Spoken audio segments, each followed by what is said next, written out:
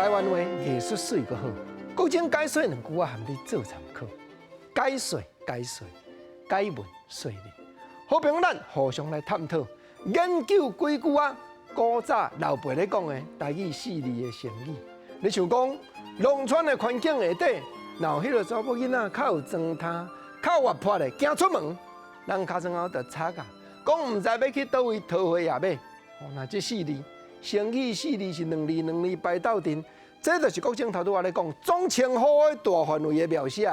桃花夜尾就是讲要去倒位撇，尤其对着查某囡仔的行为一种的检讨，一种歹听的形容。桃花，咱知影代表这个人真有外缘，做生意的人特别爱有桃花。毋过若高甜迄款的就毋好啊咯。若夜尾滋味倒爽，武术的先生定咧讲的。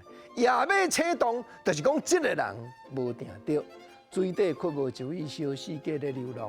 所以这四字排斗阵是国政头拄仔咧讲，大范围的形容，敢若一种代表咧检讨查某囡仔的行为。当然啦，你若讲较有装有摊的，有当着啊，胭脂水粉就爱消磨真济咯。这原来四字，原来老辈咧讲的成语，胭脂甲水粉。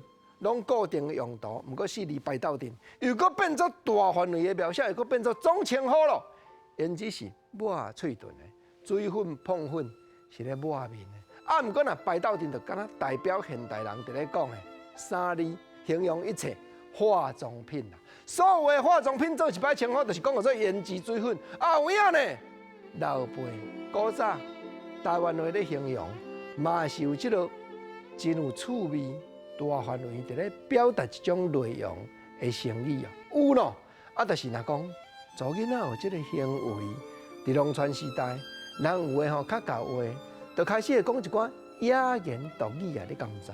国政啊，即句原来四字呢？对，即句原来日本时代就有人讲，即句原来两字排斗阵，野言甲毒语排斗阵，就是同款国政头拄仔咧讲，总称呼形容一切歹听话就对啊。你要讲什么长，讲什么短，毋是啦。过去你知影着男女无平等，毋才有即款的情形来产生。若现代就无共咯。你只要讲毋通犯着国法，你要去倒位，要交几个，拢嘛你的自由。嗰种是招你研究探讨台语艺术的所在啦。